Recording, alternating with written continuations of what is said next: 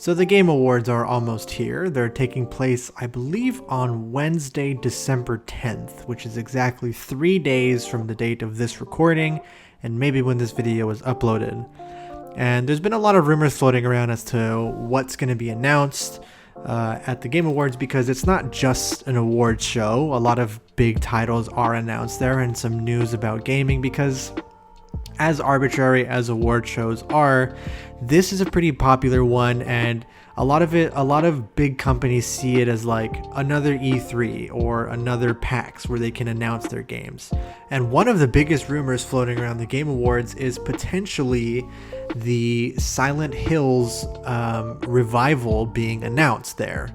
Now, a lot of people may be asking, well, why is it going to be announced there? And that's because the rumor floating around is because Konami wants to make good with the people, with the internet, the world, because they feel bad or whatever, and they're bringing Kojima back to work on it. They've come to a mutual agreement, and they're going to announce it at the Game Awards because a few years ago, Jeff Keighley famously railed and went in on them during the Game Awards, and it was this big moment. The crowd went nuts for it, and it was a pretty ballsy move by Jeff Keighley, to be honest, to denounce such a large company like that in public. But that's the leading rumor, is that the Silent Hills remake revival is going to be announced there.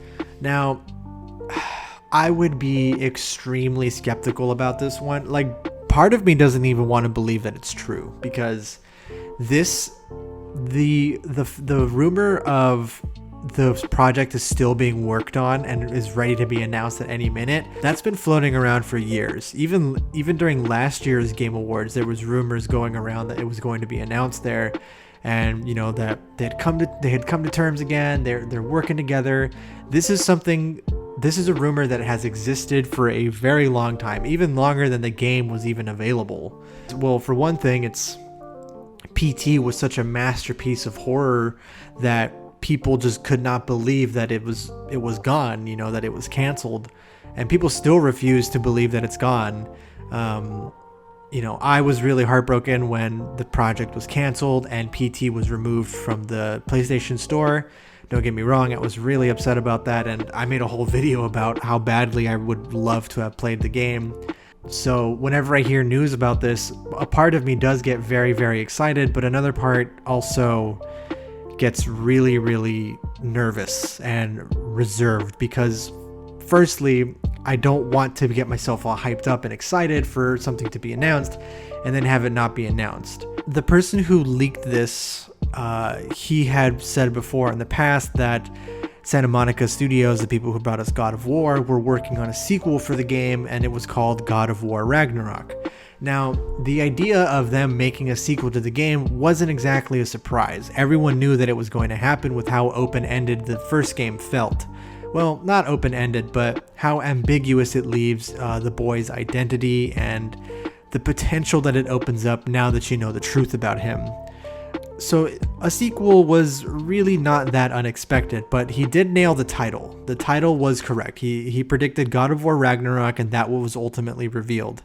So people feel a little bit more comfort in this person's leaks. He has been accurate. They have been accurate so far, but at the same time, you still got to take this with a huge grain of salt, because it probably won't happen. Because as someone who has been grieving this game for years now, the idea of it suddenly coming back is really, really enticing, but one that I don't want to get myself too excited for, because from what we saw in the public, the separation between Konami and Hideo Kojima was really ugly, and that was what was shown publicly. I can't even imagine what may have gone down behind the scenes, behind closed doors.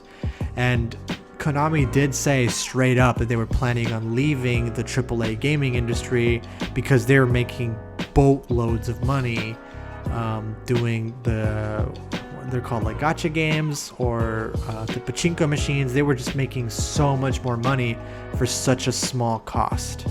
And it's pretty well known that Hideo Kojima games are very expensive, because say what you want about the man, his games are very ambitious.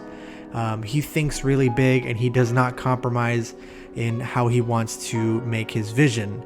And that's great. I know a lot of people love him. He has a lot of fans. I respect the man, even though I'm not a big fan of a lot of his games.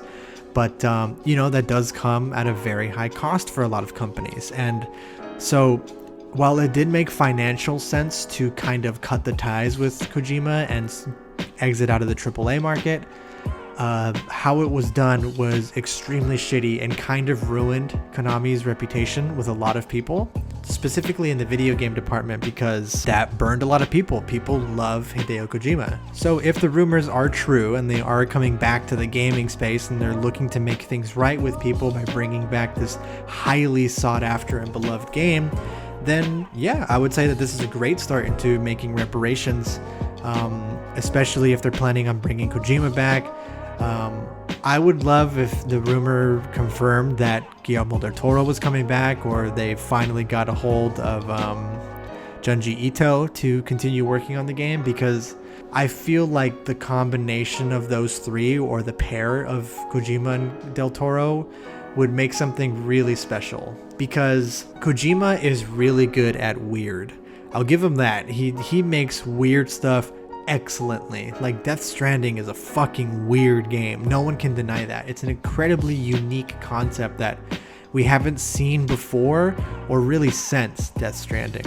And Guillermo del Toro is excellent at horror. He is a horror master. Like, he can take the simplest concepts and turn them into something absolutely terrifying, and his design and how he structures and frames his films and his shots are just excellent. I mean, if you haven't seen Pan's Labyrinth by now, do yourself a favor and go fucking watch that movie. And coupled with that, if you do add Junji Ito into the mix, you just have the perfect potential for horror. And that's why I feel like PT being canceled was so tragic, because the PT alone, just the playable teaser for Silent Hills, was scarier than almost anything I've ever played. I mean, check out my whole video on it, but it was just incredible. Like, I could not stop thinking about that game for weeks after I played it. That shit lived in my head rent free. And it was just so tragic to hear that it was canceled. So the idea of it potentially coming back is really, really exciting. Obviously, we'll have to wait and see until the Game Awards to find out. But what I would say for now is, take this rumor with a huge grain of salt. And if it is true, I'd like to consider the fact of, once again, like I mentioned with my Cyberpunk video, is tampering your expectations a little bit. Because to me, this game has practically evolved into myth, meaning that, like, I've lost myself in thinking what could have been rather than what we will probably get if the game comes out. I guess what I would say is I'm nervous about the game not potentially living up to the kind of narrative that I built in my head for it. And so I'm trying to learn to kind of tamper that expectation. But if this is true and this is going to happen, then it's got to be one of the biggest announcements at the event, and probably will be saved until the very end. I guess what I would say is I'm nervous about the game not potentially living up to the kind of narrative that I built in my head for it. And so I'm trying to learn to kind of tamper that expectation. But if this is true and this is going to happen, then it's got to be one of the biggest announcements at the event, and probably will be saved until the very end. But I think that Silent Hills alone has the potential to be a huge system seller, and has the potential to be one of the best horror games ever made.